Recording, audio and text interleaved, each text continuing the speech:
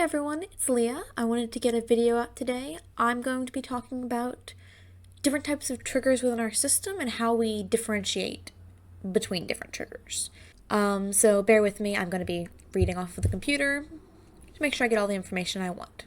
I want to start by clarifying that these are just the personal terms that our system uses. I wouldn't tell anyone to go and adapt the system for themselves. These are just how we understand things within our system. We have been actively working on mapping out our triggers, both positive and negative, for the system for different alters, and this is the result of that. So, we're not experts on DID, we're in therapy but not diagnosed yet. So, these are just current examples. They're also subject to change, both the triggers that we have and the way we classify them, the words we use to talk about them. We have 4 different types that we delineate separately, and there's a lot of overlap, but things can change.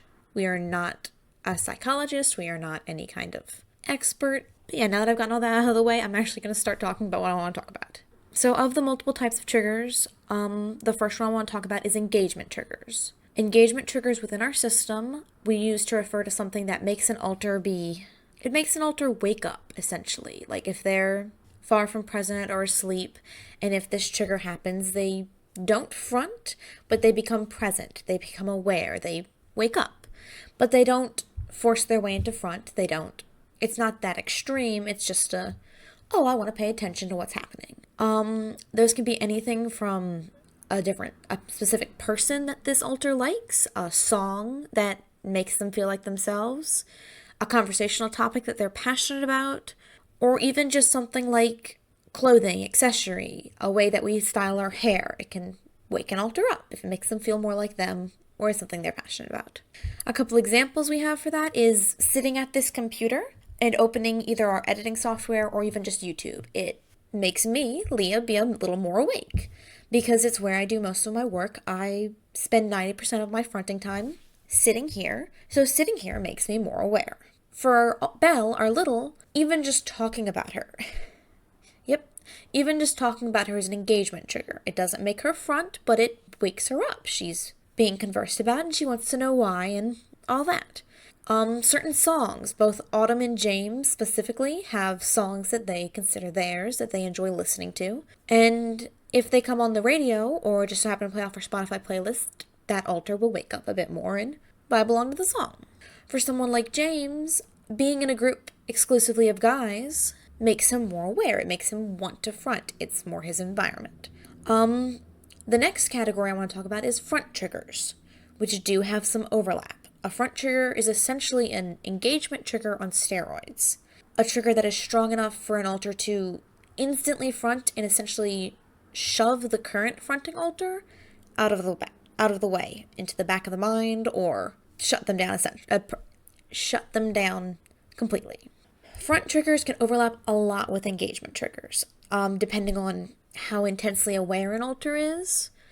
If an engagement trigger is done often enough, it will eventually front an alter. But they are 2 distinct things, and yes, we know there's overlap, but there are some things that are always front triggers, and some things that are always engagement triggers. But like I said, the line between the 2 is very fluid. But so examples of consistent hard front triggers for Belle would be fireworks.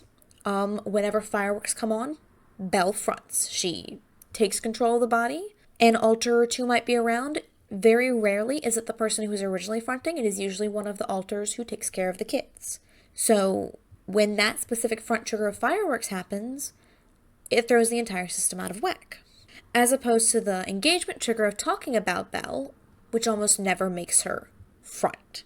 For Autumn, being around the bio family is a fronting trigger for her, whether she wants it to be or not often. And occasionally, yes, things go wrong and other people front around the bio family, but in general, it is a front trigger for Autumn. For Evelyn, she likes to be around children. So if we're around any children under the age of 10 and interacting with them, 90% of the time, Evelyn will front. There will be no warning a lot of times. It will just be, Evelyn is front now and she's supervising the children, taking care of things. Last Sunday, we did coffee service at church, and there were 2 children there trying to make tea, if I remember correctly. And instead of Autumn doing coffee service as planned, Evelyn fronted in and supervise the children and to help them with all kinds of nonsense. Wow, sorry, Evelyn's very present. She doesn't usually get present just from talking. See, triggers are fluid. But yeah, car maintenance. We have an alter Charles who fronts very, very rarely. But if a car needs to be pushed up a hill or if the battery needs to be jumped, Charles fronts and handles it. It is a front trigger for him. He has very few engagement triggers, but he does have some hard front triggers. So yes, they're very similar, but there is distinctions, at least within our system. The third type of trigger would be a banish trigger, which is the exact opposite of a front trigger. It is a trigger that causes the fronting alter to check out, to just be done. Either they're no longer in control of the body in any capacity, or they're just no longer conscious. It can be either or. This category has a lot of overlap with our negative triggers, not always, but often, and overstimulation. Overstimulation is one of the most common reasons that an alter will check out. Specifically Autumn, she has an auditory processing disorder. If she gets overstimulated with sound, eventually she will just check out and someone else will have to front in. This category does have a lot of, in practicum, overlap with front triggers, because when one alter fronts in, quite often, that will essentially trigger the alter who's fronting to front out. If Belle fronts in, it is a banish trigger for Autumn, because they cannot front at the same time. They cannot be co-conscious. So anything that causes Belle to front is also a banish trigger if Autumn is fronting as well. Some more examples of this would be Autumn is learning Spanish. We have an alter Josh who speaks mostly Spanish. If a Spanish conversation is happening and a James is present, he will not be able to stay front. He won't be fully banished, but he will not be able to stay in the front. Either Autumn or Josh will have to front in to translate for him, essentially. He can understand if they're fronting what they're understanding, but he cannot understand it himself. Most of the male alters in the system, except for James, aren't able to go to the restroom.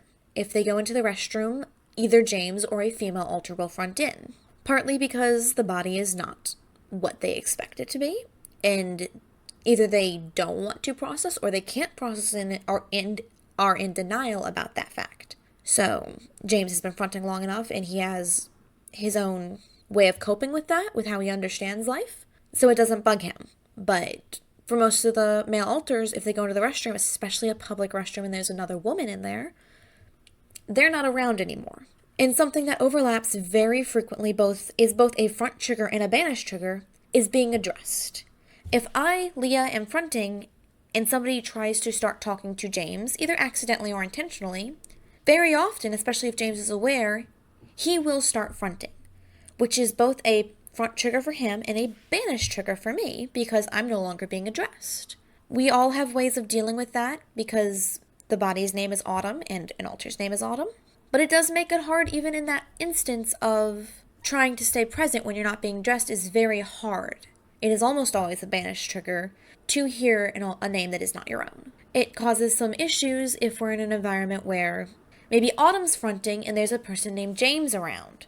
Even if it's not our James that is being addressed, hearing the name repeatedly will cause James to front. And then our last category of trigger is our negative triggers, which that's exactly what it sounds like. It's any trigger from any of the above categories or its own trigger that is negative for the alter that it is for. They're most often either engagement or banish triggers, but they can also be front triggers. Like I mentioned that around certain members of the bio family, Autumn always fronts. Occasionally those people are negative triggers or they do something to negatively trigger her, but because those people are still front triggers, she is still usually fronting. But most of the time, negative triggers are either banish triggers, like for Autumn with bees and wasps, or being sprayed in the face with water, or engagement triggers. Sometimes our negative triggers don't have any overlap. They're not engaging triggers, they're not banish or fronting triggers, they're just negative triggers. Like for James, if somebody brings up his ex, it's a negative trigger for him. We can talk about her all day long, and if he's not around, it doesn't negatively affect him. But if he's around, he has a strong negative reaction to it. It makes him uncomfortable. Another negative trigger, for me, and a few other alters, but mostly for me, would be physical affection from the husband. If the husband, Autumn's husband, doesn't know who's fronting and comes and gives me a hug, it's a very negative trigger for me. Occasionally, it causes me to be banished, to no longer be front, to let Autumn take control. But if I am working hard and are focused on the project, I can make myself stay present, but it is still an extremely negative trigger of like, hey, stop, I don't want you to do this right now. But those are our 4 categories of triggers: engagement, front, banish, and negative. I did also want to end off this video talking about our grounding techniques. We use grounding techniques for a lot of different reasons. Sometimes just for your average run-of-the-mill panic attacks. Sometimes for if an altar is mostly present but having trouble staying there. Sometimes if we want to encourage another altar to front in, we use their grounding techniques. Or even occasionally there's nobody in control of the body. Occasionally the body is directionless. It is dissociating and there's nobody there.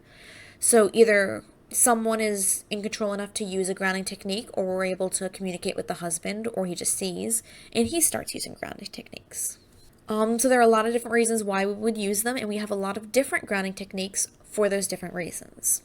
Autumn's been working with her therapist for panic attacks to start using the 5, 4, 3, 2, 1 method. The list 5 things you see, 4 things you hear, 3 things you feel, 2 things you smell, and 1 thing you taste, I think. We can never remember the later numbers, which senses they're supposed to correlate to. And James has used that occasionally. It's been whoever's having a panic attack, we can generally be like, hey, you should do this, and give them that information. For a time when we're dissociating and nobody's quite in control, if Seth's around, telling him to talk will really help. If he's able to just talk about, honestly, recounting the day, working back from how we got to where we were, because we don't know what's going on. We're either stuck between switches, or a banish trigger happened and nobody was able to front in, and just recounting the where, the when, the how, giving context for whoever fronts in is very helpful as a grounding technique. We've mentioned in previous videos we use candles. We like to have a lot of candles lit. I forgot to light any today, but in general, while recording, we have 3 or 4 candles going around us, because the visual of seeing the flame flicker helps to ground us. We have very bad allergies, so we don't have a really strong sense of smell, so it's very rare that we can smell the candle. But when we do, that's grounding. And most importantly, the heat is grounding.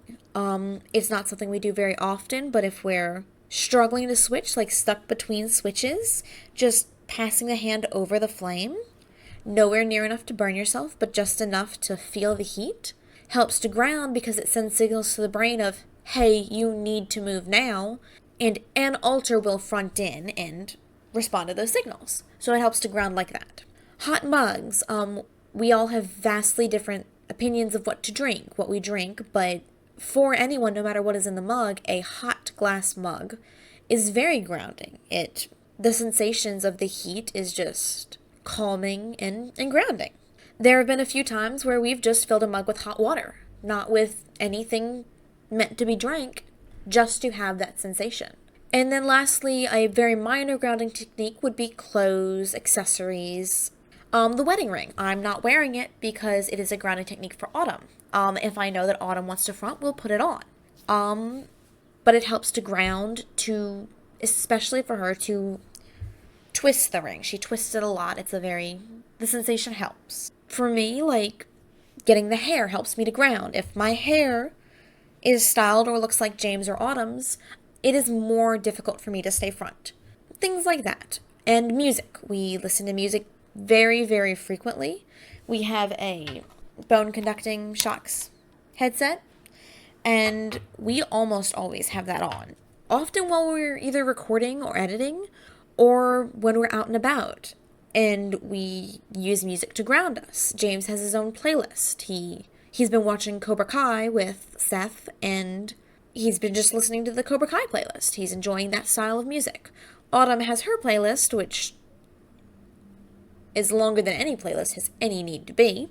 And Olivia had found some, I think it says clean girly pop music with a lot of emojis, which isn't really my thing, but when I need to just put on music and ground that is my music, I generally gravitate towards that because it's just easier than taking the effort to make my own playlist. So that can be really good in grounding, especially because the way the headset works is we can have full conversations with someone and it doesn't affect the way we hear them. So if Autumn needs to front around a person that is more of a James person, she puts on her playlist, and that helps with the grounding for that. But I think that's everything that I wanted to say. If anyone has any questions or wants some clarification, feel free to comment. I'm pretty proud of what we did. We've been doing a really good job of mapping particular triggers, and the clarification of the different types has helped us. But yeah, bye guys.